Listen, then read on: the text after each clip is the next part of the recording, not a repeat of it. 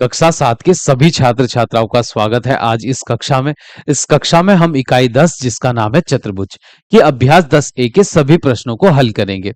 अभ्यास 10A के प्रश्नों को हल करने से पहले हम इस अभ्यास से संबंधित कुछ परिभाषाओं को समझ लेते हैं। इन परिभाषाओं को समझने के बाद हम इस अभ्यास के सभी प्रश्नों को आसानी से हल कर पाएंगे। तो पहली परिभाषा है आपकी, जो इकाई का नाम है चतुर्भुज। समझते हैं चतुर्भुज होता क्या है। पहले हम समझते हैं चतुर्भुज की परिभाषा क्या है। तो चतुर्भुज किसे कहते हैं? चार सरल रेखाओं से घिरी बंद आकृति को चतुर्भुज कहते हैं। चार सरल रेखा यानी सीधी रेखाओं से घिरी एक बंद आकृति को चतुर्भुज कहा जाता है। जैसे ये आकृति यहां पर बनी हुई है, इसमें चार सीधी रेखाएं हैं, चार सरल रेखा हैं इसमें, और इन रेखाओं से ये आकृति बंद है, तो इस आकृति का नाम हम कहेंगे चतुर्भुज। ये आकृति क्या है? चतुर्भुज है, क्योंकि यह चार सीधी रेखाओं से बनी है और बंद आकृति है, इसलिए इस आकृति को हम कहेंगे चतुर्भुज। अब हम चतुर्भुज के अंगों के बारे में पढ़ते हैं। चतुर्भुज के अंग कौन कौन से होते हैं? तो पहला अंग देखिए चतुर्भुज का है भुजाएं। चतुर्भुज की भुजाएं क्या होती हैं? तो चतुर्भुज जिन चार सीधी रेखाओं से बना होता है, उन सीधी रेखाओं को ही हम चतुर्भुज की भुजाएं कहते हैं। तो चतुर्भुज में चार सीधी रेखाओं से बनी आकृति को हम चतुर्भुज कहते हैं। चतुर्भुज चार सीधी रेखाओं से घिरी बंद आकृति चतुर्भुज कहलाती है, और इन्हीं चार सीधी रेखाओं को हम चतुर्भुज की भुजा कहते हैं। जैसे इस भुजा का नाम देखिए, एक भुजा, एक सीधी रेखा ये है, इसका नाम हम लिख लेते हैं ए बी। दूसरी रेखा का नाम हम लिखते हैं बी सी, तीसरी रेखा है सी डी, और चौथी रेखा हो जाएगी डी ए। तो ये जो चतुर्भुज है, ये चार सीधी रेखाओं से बना है। इन सीधी रेखाओं को ही हम चतुर्भुज की भुजा कहते हैं। तो ये चार सीधी रेखाएं ही चतुर्भुज की भुजा कहलाएंगी।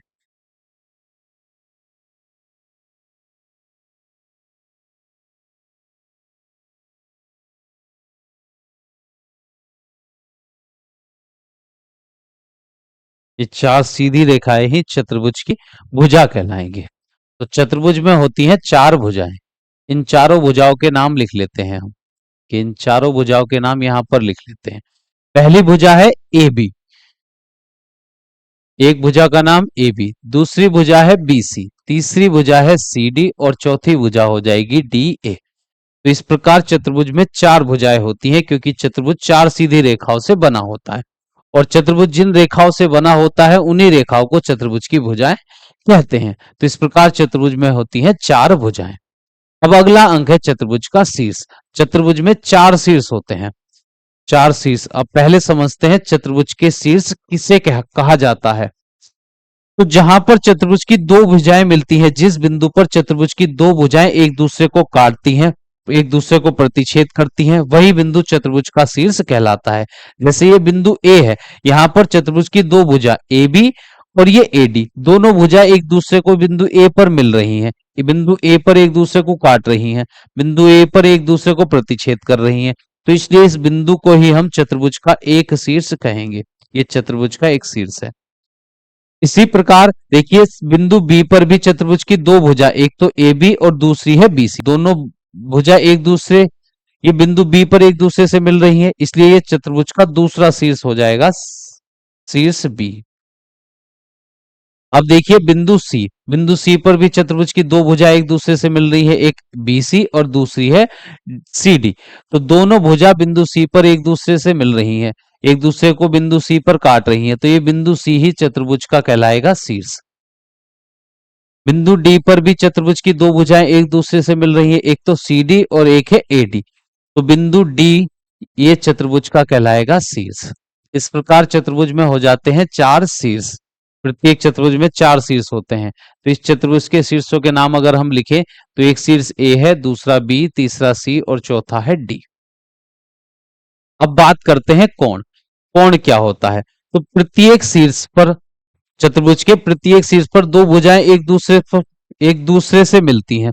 प्रत्येक शीर्ष पर चतुर्भुज की दो भुजाएं एक दूसरे को काटती हैं, और इन भुजाओं के बीच में ये जो झुकाव होता है, इसी को चतुर्भुज का कोण कहते हैं। प्रत्येक शीर्ष पर चतुर्भुज की दो भुजाएं एक दूसरे को काटती हैं। एक दो भुजाएं प्रत्येक शीर्ष पर चतुर्भुज की दो भुजाएं प्रत्येक शीर्ष पर मिलती हैं, और इन भुजाओं के बीच का जो झुकाव होता है इसी को कोण कहते हैं। तो प्रत्येक शीर्ष पर दो दो भुजाएं मिलती हैं और दो भुजाओं के बीच के झुकाव को हम कोण कहते हैं। इस प्रकार चतुर्भुज में हो जाते हैं चार कोण। तो इस चतुर्भुज में भी चार कोण हैं। तो इन चारों कोण के अगर हम नाम लिखें तो पहले कोण का चिन्ह बनाएंगे, फिर उस शीर्ष का नाम जिस कोण का नाम आप लिख रहे हैं। तो जैसे हमें शीर्ष ए पर जो ये कोण बना है इसका नाम लिखना है, तो पहले कोण का चिन्ह लगाएंगे और फिर उस शीर्ष का नाम लिख देंगे जिस शीर्ष पर वह कोण बना हुआ है।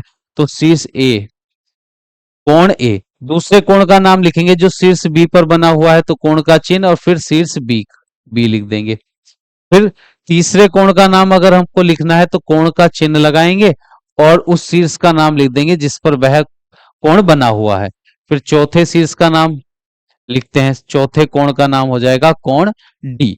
तो चतुर्भुज, प्रत्येक चतुर्भुज में चार अंत्य कोण होते हैं।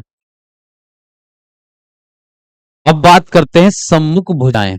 चतुर्भुज की सम्मुख भुजाएं किन्हें कहा जाता है? तो ऐसी दो भुजा जिनका एक भी बिंदु उभयनिष्ठ ना हो। चतुर्भुज की ऐसी दो भुजाएं जिनका एक भी बिंदु उभयनिष्ठ ना हो, उन भुजाओं को हम सम्मुख भुजा कहते हैं। या विपरीत भुजाएं, सम्मुख भुजा भी कह सकते हैं, विपरीत भुजा भी। जैसे देखिए, ए बी एक रेखा है, भुजा है, ए बी एक भुजा है, दूसरी भुजा है सी डी। तो इस भुजा के दो शीर्ष हैं, एक सी और एक डी।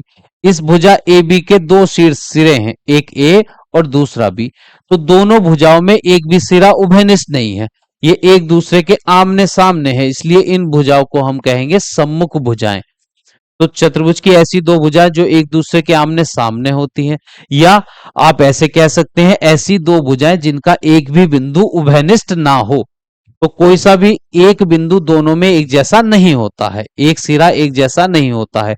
चतुर्भुज की ऐसी दो भुजाओं को हम सम्मुख भुजाएं कहते हैं। तो इस चतुर्भुज में देखिए, ए बी के जो सम्मुख भुजा है वह है सी डी। तो लिखते हैं सम्मुख भुजा यहां पर कौन सी हो जाएगी? ए बी तथा सी डी। ये सम्मुख भुजा का युग्म है। अगर हम दूसरा युग्म लिखें, देखिए भुजा एडी जो है और भुजा बीसी, दोनों भुजा का एक भी बिंदु उभयनिष्ठ नहीं है। इसमें भुजा एडी का जो सिरे हैं वह ए है और डी है, भुजा बीसी के जो सिरे हैं वह बी है और सी है। तो दोनों भुजाएं एक दूसरे के आमने सामने भी है, कोई सा सिरा इनका उभयनिष्ठ नहीं है, इसलिए ये दोनों भुजाएं एक दूसरे की सम्मुख भुजा कहलाएंगी। तो लिखते हैं एडी तथा बीसी, ये दोनों भुजा एक दूसरे के सम्मुख भुजा हैं। अब समझते हैं संलग्न भुजाएं किनको बोलते हैं। संलग्न भुजाएं, तो चतुर्भुज की ऐसी दो भुजाएं जिनका एक सिरा उभयनिष्ठ हो, उन भुजाओं को हम कहते हैं संलग्न भुजाएं। तो जैसे ए बी की संलग्न भुजा दो होंगी, क्योंकि ए बी के देखिए, ए बी वाली भुजा और ए डी वाली भुजा, अगर दोनों भुजाओं की बात करें तो शीर्ष ए दोनों में उभयनिष्ठ है, ए बी और ए डी में भी शीर्ष ए दोनों के लिए एक ही है। और ए बी और बीसी की अगर हम बात करें तो दोनों भुजा में शीर्ष बी जो है वह एक ही है, दोनों भुजाओं का सिरा ये बी एक ही है। तो चतुर्भुज की ऐसी दो भुजाएं जिनका एक सिरा उभयनिष्ठ हो, एक शीर्ष उभयनिष्ठ हो, उन भुजाओं को हम कहते हैं संलग्न भुजाएं। तो प्रत्येक चतुर्भुज की प्रत्येक भुजा की दो दो संलग्न भुजाएं होती हैं। तो जैसे यहां पर हम ए बी की संलग्न भुजा अगर हम लिखें, भुजा ए बी जो है उसकी अगर संलग्न भुजाओं के नाम लिखें, भुजा, तो भुजा ए बी की संलग्न भुजा कौन कौन सी हो जाएंगी? एक तो होगी ए डी और दूसरी हो जाएगी बी सी। तो लिखते हैं ए डी और बी सी, क्योंकि भुजा ए बी और ए डी में अगर हम देखें तो शीर्ष ए उभयनिष्ठ हो जाएगा, भुजा ए बी और बी सी के लिए शीर्ष बी उभयनिष्ठ हो जाएगा। तो चतुर्भुज की ऐसी दो भुजाएं जिनका एक शीर्ष उभयनिष्ठ होता है उन्हीं को हम संलग्न संलग्न भुजाएं कहते हैं। और प्रत्येक भुजा की दो दो संलग्न भुजा होती हैं, जैसे ए बी की दो संलग्न भुजा है, एक ए डी और एक है बी सी। अगर हम भुजा बी सी की संलग्न भुजा लिखें, बी सी की संलग्न भुजा,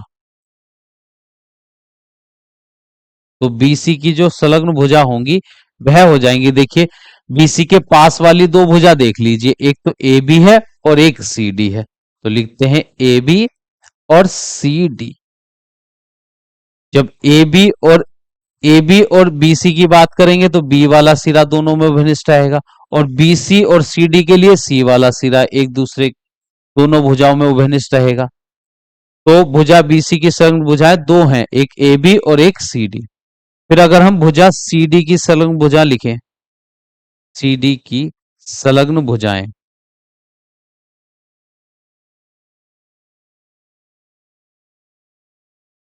तो भुजा सी डी की भी दो संलग्न भुजा होंगी, एक बी सी और एक होगी डी ए। तो बी सी डी ए, तो जब भी किसी चतुर्भुज की किसी एक भुजा की संलग्न भुजाओं के नाम लिखने हो तो उसके पास वाली दोनों भुजाओं के नाम लिख देंगे हम। अब अगर हम लिखें डी ए की संलग्न भुजा,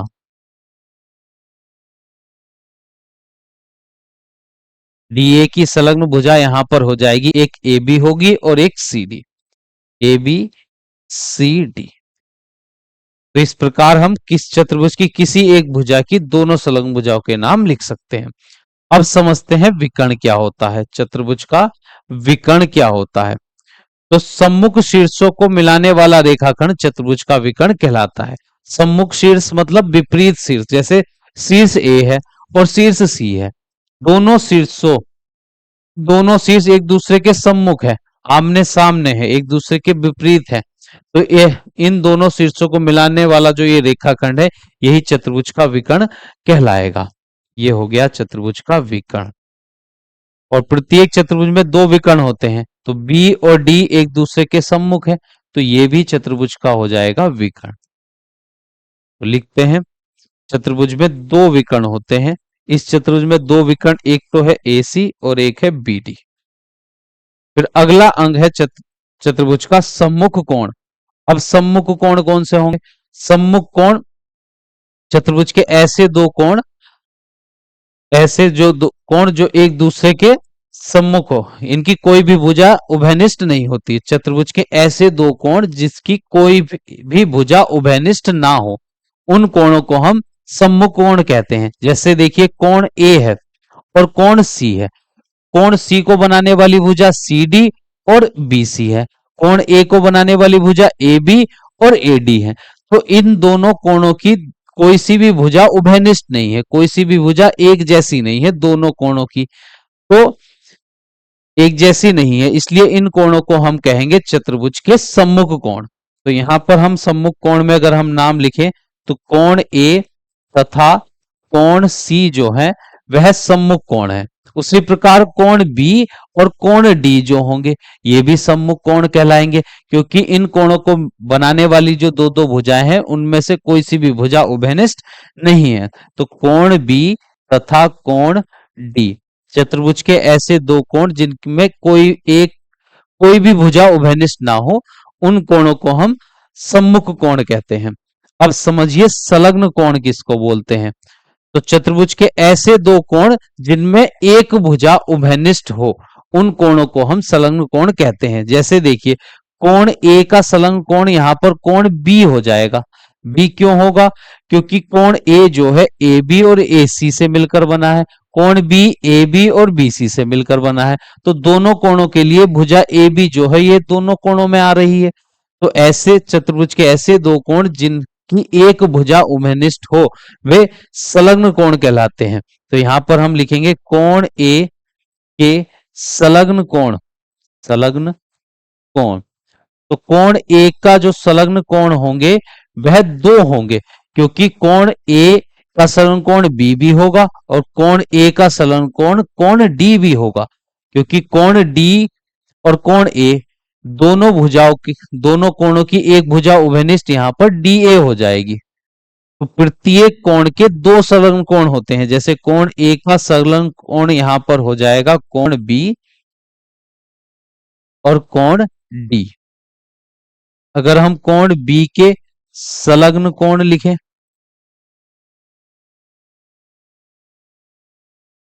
तो कोण बी के संलग्न कोण हो जाएंगे कोण ए और कोण सी। पास वाले दोनों कोण इस कोण के संलग्न कोण कहलाएंगे, तो कोण ए और कोण सी। फिर अगर हम कोण सी के संलग्न कोण लिखें, कोण सी के संलग्न कोण कोण सी के संलग्न कोण हो जाएंगे इसके पास वाले दो कोण, एक बी और एक डी, कोण बी कोण डी। फिर अगर कोण डी के दोनों संलग्न कोण के नाम लिखे, कोण डी के संलग्न कोण, कोण डी के पास वाले दो कोण है, एक ए है और दूसरा सी है, कोण ए और कोण सी। तो ये थे चतुर्भुज के अंग। अब हम पढ़ेंगे चतुर्भुज के प्रकार क्या कौन कौन से हैं। चतुर्भुज के कुछ प्रकार के बारे में हम पढ़ेंगे। इनकी परिभाषाएं आपकी पुस्तक में लिखी हुई है, बस हम इनको यहां पर रिवाइज कर लेते हैं। चतुर्भुज के प्रकार देखिए, चतुर्भुज के कुछ प्रकार हैं। पहला प्रकार है समांतर चतुर्भुज। समांतर चतुर्भुज ऐसा चतुर्भुज होता है जिसकी सम्मुख भुजाएं मतलब आमने सामने वाली भुजाएं बराबर होती हैं, जैसे बराबर भी होती हैं और समांतर भी होती हैं। तो ऐसा चतुर्भुज जिसकी सम्मुख भुजाएं, जैसे देखिए ए बी सी और डी, ये चतुर्भुज के चारों शीर्ष हैं, ए बी सी डी। इस समांतर चतुर्भुज के चार शीर्ष हैं, ए बी सी डी। तो ये समांतर चतुर्भुज तभी कहलाएगा जब इसकी सम्मुख भुजा ए बी समांतर होगी सी डी के, और ये एक दूसरे के बराबर भी हो, ए बी बराबर सी डी। जब चतुर्भुज की सामने सम्मुख भुजाएं के युग्म बराबर और समांतर होते हैं तो वह चतुर्भुज समांतर चतुर्भुज कहलाता है। जैसे दूसरी भुजा बीसी है, बीसी के समांतर यहां पर एडी हो जाएगा, बीसी समांतर एडी, और ये दोनों भुजा बराबर भी होनी चाहिए। तो अगर एक ऐसा चतुर्भुज है जिसकी सम्मुख भुजाएं बराबर भी हैं और समांतर भी हैं, तो उस चतुर्भुज को हम कहते हैं समांतर चतुर्भुज। फिर अगला प्रकार देखिए आयत। आयत वह चतुर्भुज है जिसकी सम्मुख भुजाएं बराबर होती हैं, आमने सामने वाली भुजाएं बराबर होती हैं। देखिए इस भुजा की लंबाई इसके बराबर, इस भुजा की लंबाई इसके बराबर, और प्रत्येक कोण 90 डिग्री होता है। अगर आयत वह चतुर्भुज है जिसकी आमने सामने वाली भुजाओं की लंबाई बराबर होती है और प्रत्येक कोण समकोण होता है, मतलब वह कोण जिसकी माप 90 डिग्री हो, तो आयत वह चतुर्भुज है जिसकी सम्मुख भुजाएं बराबर होती हैं, समांतर भी होती हैं और प्रत्येक कोण 90 डिग्री का होता है। अब अगला प्रकार है हमारा चतुर्भुज का वर्ग। वर्ग वह चतुर्भुज है जिसकी सभी भुजाओं की लंबाई बराबर हो। ये चारों भुजाओं की लंबाई वर्ग में बराबर रहती है, प्रत्येक कोण समकोण होता है, प्रत्येक कोण समकोण होता है वर्ग का। तो ये थी वर्ग की परिभाषा। वर्ग वह चतुर्भुज है जिसकी चारों भुजाओं की लंबाई बराबर होगी और प्रत्येक कोण 90 डिग्री का होता है। फिर अगला चतुर्भुज है सम चतुर्भुज। सम चतुर्भुज वह चतुर्भुज होता है जिसकी सम्मुख भुजाएं समांतर भी हो और चारों भुजाएं एक दूसरे के क्या होती हैं, चारों भुजाएं की लंबाई बराबर हो। सम चतुर्भुज, तो सम का मतलब है समान, चतुर्भुज का मतलब चार भुजाओं वाला। तो एक ऐसा चतुर्भुज जिसकी चारों भुजाओं की लंबाई बराबर होती है उसको हम बोलते हैं सम चतुर्भुज। सम चतुर्भुज, और जरूरी नहीं है इसके प्रत्येक कोण की माप 90 डिग्री हो। अगर वह चतुर्भुज जिसकी चारों भुजाओं की लंबाई बराबर होती है, प्रत्येक कोण 90 डिग्री होता है, उस चतुर्भुज को हम कहते हैं वर्ग। जो इस सम चतुर्भुज होता है इसका प्रत्येक चारों भुजाओं की लंबाई तो बराबर रहती है पर जरूरी नहीं है कि प्रत्येक कोण 90 डिग्री का हो, इन कोण की माप अलग अलग होती है, इसलिए यह है एक सम चतुर्भुज। अब देखिए अगला चतुर्भुज है समलंब। समलंब एक ऐसा चतुर्भुज है जिसकी एक सम्मुख भुजा का युग्म समांतर होता है। जैसे इस चतुर्भुज में देखिए एक ये वाली भुजा और ये वाली भुजा दोनों एक दूसरे के समांतर हैं, कभी भी एक दूसरे को नहीं काटेंगी। तो एक ऐसा चतुर्भुज जिसमें एक सम्मुख भुजा का युग्म समांतर होता है, एक सम्मुख भुजा का युग्म समांतर। देखिए ये वाली भुजा इसके समांतर है पर ये भुजा इसके समांतर नहीं है, तो केवल एक भुजा का युग्म समांतर हो ऐसे चतुर्भुज को हम समलंब कहते हैं। फिर अगला चतुर्भुज है हमारा पतंग।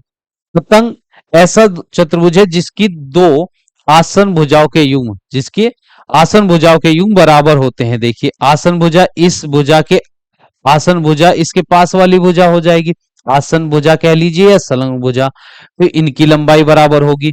फिर नीचे वाली दोनों भुजा, ये दोनों की लंबाई बराबर होगी। तो एक ऐसा चतुर्भुज जिसकी सम्मुख भुजाओं के युग्म बराबर होते हैं सम्मुखनी संलग्न भुजाओं के युग्म बराबर होते हैं, उसका उसे हम कहते हैं पतंग। फिर आता है अगला चतुर्भुज, उत्तल चतुर्भुज। तो वह चतुर्भुज जिसके प्रत्येक अंत्य कोण की माप 180 डिग्री से कम होती है, उसको हम कहते हैं उत्तल चतुर्भुज। और ये जितने भी आपने ये चतुर्भुज अभी तक देखे हैं, चाहे समांतर चतुर्भुज हो, आयत, वर्ग, सम चतुर्भुज, समलंब या पतंग, ये सभी जो चतुर्भुज है इनमें प्रत्येक कोण की माप कैसी है, 180 डिग्री से कम है, तो ये सभी उत्तल चतुर्भुज के उदाहरण हो जाएंगे। तो वह चतुर्भुज जिसके प्रत्येक अंत्य कोण की माप 180 डिग्री से कम होती है, उसको हम उत्तल चतुर्भुज कहते हैं। फिर आता है अवतल चतुर्भुज। अवतल चतुर्भुज वह चतुर्भुज होता है जिसमें जिसके सभी अंत्य कोणों में कम से कम एक कोण की माप 180 डिग्री से अधिक होती है। जैसे यहां पर ये जो कोण बना हुआ है इसकी माप ये 180 डिग्री से अधिक है। ये जो कोण यहां पर बना हुआ है इसकी माप 180 डिग्री से अधिक है, इसलिए इस चतुर्भुज को हम कहेंगे अवतल चतुर्भुज। अवतल चतुर्भुज वह चतुर्भुज होता है जिसमें कम से कम एक कोण की माप 180 डिग्री से अधिक होती है। तो ये था अवतल चतुर्भुज।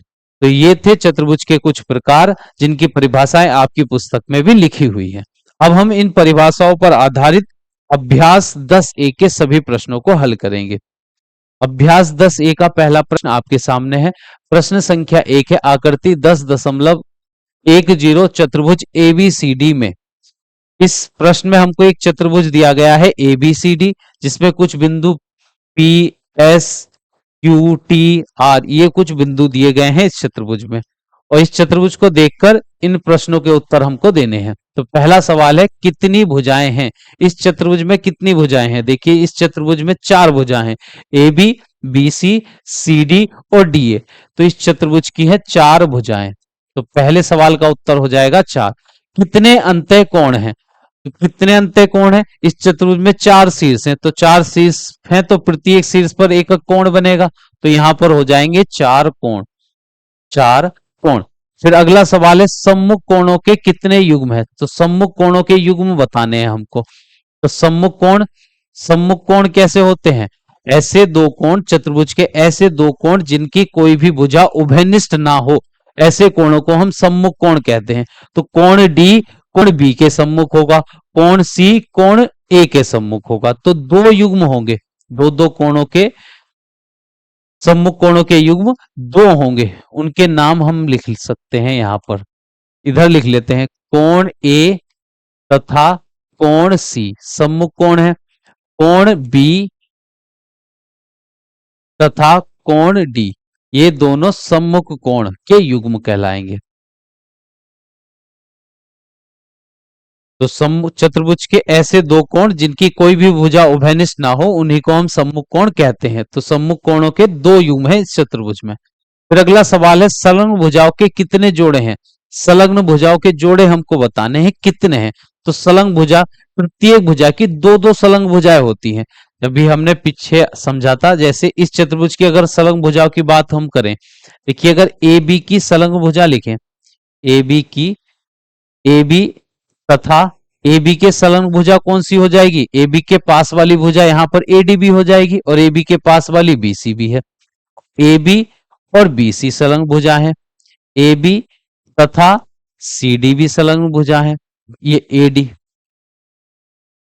ए बी के संलग्न भुजा BCB है, ए बी के संलग्न भुजा ADB है। अगर दूसरी भुजा BC के संलग्न देखें, देखिए भुजा BC के संलग्न कौन सी वाली भुजा हो जाएगी? BC के संलग्न यहां पर AB भी है, और BC के संलग्न यहां पर CD भी है। तो BC के संलग्न भुजा AB तो हमने ऊपर ही लिख दिया है, यहां लिख लेते हैं भुजा BC तथा भुजा CD, ये दोनों संलग्न भुजा हैं। और भुजा CD के संलग्न भुजा देखिए, BC का नाम तो हमने ऊपर ही लिख दिया है, CD और BC संलग्न भुजा का युग्म है। तो CD के संलग्न भुजा यहां पर होगी AD। तो CD तथा AD, तो भुजा CD की संलग्न भुजा दो होंगी यहां पर, एक तो AD और एक होगी BC। तो AD CD के संलग्न भुजा हमने BC पहले से ही लिख दिया है, यहां पर हो गया था, और दूसरी भुजा AD। अब AD के संलग्न भुजा का अगर हम नाम लिखें, तो AD के संलग्न भुजा यहां पर ए बी और सी डी होंगी। तो देखिए ए डी के संलग्न भुजा ये सी डी हमने लिख चुके हैं और ए डी के संलग्न भुजा ए बी भी लिख चुके हैं। तो संलग्न भुजाओं के कितने युग्म है? एक, दो, तीन, चार। तो संलग्न भुजाओं के हैं चार युग्म, तो इसका उत्तर हो जाएगा चार और चारों नाम यहाँ पर लिखे हुए हैं। कितने विकर्ण होंगे इस चतुर्भुज में? कितने विकर्ण है? सम्मुख कोणों शीर्षों को मिलाने पर विकर्ण बनते हैं। तो इस चतुर्भुज के कितने विकर्ण हो जाएंगे? दो। देखिए ए विकर्ण तो ये ए सी हो जाएगा और दूसरा विकर्ण हो जाएगा बी डी। बी डी तो कितने विकर्ण होंगे? दो। दो उत्तर आ जाएगा इस सवाल का। फिर क्या A B B C C D D A में से कोई विकर्ण है? हमको ये देखना है ए बी। देखिए ए बी तो इस चतुर्भुज की भुजा है, उसके बाद बी सी भी भुजा है, सी डी भी भुजा है और डी ए भी भुजा है। तो इन चारों में से कोई भी विकर्ण नहीं है, सभी भुजाएं हैं। तो हमको ये बताना है नहीं, इन चारों में से कोई भी विकर्ण नहीं है। अब कितने शीर्ष हैं इस चतुर्भुज के? कितने शीर्ष है? जहां पर दो भुजाएं मिलती हैं वही बिंदु शीर्ष कहलाता है। एक, दो, तीन, चार। तो चार शीर्ष हैं। कितने शीर्ष हैं? चार।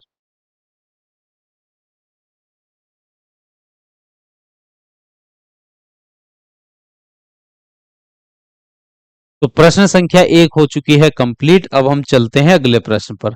प्रश्न संख्या दो देखिए, उपयुक्त आकृति 10.10 के आधार पर अपनी अभ्यास पुस्तिका में रिक्त स्थानों की पूर्ति कीजिए। तो ये जो रिक्त स्थान दिए गए हैं प्रश्न संख्या दो में, इनको ये रिक्त स्थान हमको ये जो प्रश्न संख्या एक में जो चित्र दिया गया था चतुर्भुज का, इसको देखकर ही पूरे करने हैं। तो पहला रिक्त स्थान है क्यू क्षेत्र में स्थित है। तो बिंदु क्यू जो है चतुर्भुज के कौन से क्षेत्र में स्थित है? देखिए जो चतुर्भुज है यह समतल को तीन भागों में बांट रहा है। एक चतुर्भुज के अंदर का भाग, एक चतुर्भुज के बाहर का भाग और चतुर्भुज की भुजा, चतुर्भुज पर का जो भाग है, जो रेखा के ऊपर बिंदु होंगे वह चतुर्भुज पर बिंदु कहलाएंगे। तो ये चतुर्भुज जो है, ये चतुर्भुज की जो आकृति है इस समतल को तीन भागों में बांट रहा है। एक ये काला वाला भाग बाहर का जो है, एक ये लाल वाला भाग और ये व्हाइट वाला भाग जो रेखाओं से बना हुआ है, आकृति जो बनी हुई है। तो हमको बताना है कि बिंदु Q जो है यह चतुर्भुज के कौन से भाग में है? तो बिंदु Q जो है चतुर्भुज के अंत्य भाग में है, अंदर की ओर है ये। तो यहां पर हम लिखते हैं अंतः भाग। अंतः भाग में बिंदु R क्षेत्र में स्थित है। बिंदु R कौन से क्षेत्र में है? बिंदु R जो है इस चतुर्भुज के बाहर क्षेत्र, बाहर स्थित है। तो हम यहां पर लिखेंगे बाह्य क्षेत्र में स्थित है। बाह्य, बाह्य क्षेत्र में स्थित है। अब बताना है बिंदु T कहां पर स्थित है? बिंदु T जो है भुजा CD के ऊपर स्थित है। तो यहां पर हम लिखेंगे भुजा CD पर, भुजा CD पर स्थित है बिंदु T। तो प्रश्न संख्या दो हो चुकी है कंप्लीट। अब देखिए अगला सवाल, प्रश्न संख्या तीन, किसी चतुर्भुज ABCD से संबंधित निम्नलिखित कथनों में रिक्त स्थानों की पूर्ति कीजिए। तो किसी चतुर्भुज ABCD से संबंधित कथनों में रिक्त स्थान की पूर्ति हमको करनी है। कोई चतुर्भुज है ABCD, तो यहां पर बना लेते हैं। जैसे कोई एक चतुर्भुज बना लिया हमने ABCD। अब इस चतुर्भुज के हिसाब से हमें इन रिक्त स्थानों को भरना है। दो शीर्षों को मिलाने से विकर्ण बनता है। देखिए कौन से दो शीर्षों को मिलाने पर विकर्ण बनेगा? सम्मुख, सम्मुख शीर्षों को मिलाने पर विकर्ण बनता है। तो यहां पर हम लिखेंगे सम्मुख। सम्मुख शीर्षों को मिलाने से विकर्ण बनता है। शीर्ष ए और को मिलाने से विकर्ण बनता है। देखिए शीर्ष ए और शीर्ष सी को मिलाएंगे तभी तो विकर्ण बनेगा। तो यहां पर हम लिखते हैं शीर्ष सी। सम्मुख शीर्षों को मिलाने से विकर्ण बनेगा। शीर्ष डी और डैश को मिलाने से विकर्ण बनता है। देखिए शीर्ष डी को कौन से शीर्ष से मिलाएंगे जो विकर्ण बनेगा? शीर्ष डी से बी को मिलाने पर विकर्ण बनेगा। तो यहां पर हम लिखते हैं शीर्ष बी, शीर्ष बी। अब चतुर्भुज का एक विकर्ण इसे चतुर्भुज में त्रिभुजों में विभाजित करता है। देखिए अगर हम चतुर्भुज का एक विकर्ण खींचे, जैसे इस चतुर्भुज ABCD का एक विकर्ण AC खींचा, तो इस विकर्ण ने इस चतुर्भुज को कितने त्रिभुजों में बांट दिया है? देखिए एक त्रिभुज तो ऊपर बन गया है तीन भुजाओं वाला, ये ए सी डी, और दूसरा त्रिभुज है ए बी सी। तो एक चतुर्भुज के एक विकर्ण ने चतुर्भुज को दो त्रिभुजों में बांट दिया है। तो यहां पर हम लिखेंगे इसे दो त्रिभुजों में विभाजित करता है। चतुर्भुज का एक विकर्ण चतुर्भुज को दो त्रिभुजों में बांट देता है। तो प्रश्न संख्या 3 भी हो चुकी है कंप्लीट। अब हम चलते हैं प्रश्न संख्या 4 पर। देखिए प्रश्न संख्या 4, अपनी अभ्यास पुस्तिका में रिक्त स्थानों की पूर्ति कीजिए। सम चतुर्भुज की चारों भुजाएं होती हैं। देखिए सम चतुर्भुज वह चतुर्भुज होता है जिसकी चारों भुजाएं बराबर होती हैं, चारों भुजाएं समान होती हैं। यहां पर हम लिख लेते हैं बराबर होती हैं, बराबर, या आप लिख सकते हैं समान होती हैं। आयत के कोण समकोण होते हैं। आयत में चार कोण होते हैं, चारों कोण उसके समकोण होते हैं। तो यहां पर लिखते हैं चारों कोण समकोण होते हैं 90 डिग्री माप के। वर्ग की भुजाएं होती हैं। देखिए वर्ग की भुजाएं, चारों भुजाएं बराबर, चारों भुजाएं बराबर और चारों कोण समकोण होते हैं। यहां पर आ जाएगा चारों कोण, वर्ग के में चारों भुजाएं बराबर भी होती हैं और उसके चारों कोण 90 डिग्री माप के होते हैं। फिर अगला रिक्त स्थान है, समलंब चतुर्भुज की भुजाओं का एक युग्म समांतर होता है। देखिए समलंब चतुर्भुज की जो सम्मुख भुजाओं का एक युग्म समांतर रहता है, सम्मुख भुजाओं का एक युग्म समांतर होता है। तो प्रश्न संख्या 4 भी हो चुकी है कंप्लीट, और इसी प्रश्न के साथ अभ्यास 10 ए हो चुकी है कंप्लीट। अब हम नेक्स्ट क्लास में अभ्यास 10 बी के प्रश्नों को हल करेंगे। और जिन छात्र छात्राओं को यह क्लास पसंद आई हो, अच्छे से समझ में आ गई हो, वह अपने सभी साथियों के साथ इस क्लास का लिंक अवश्य शेयर करें। तो मिलते हैं नेक्स्ट क्लास में नई अभ्यास के प्रश्नों के साथ।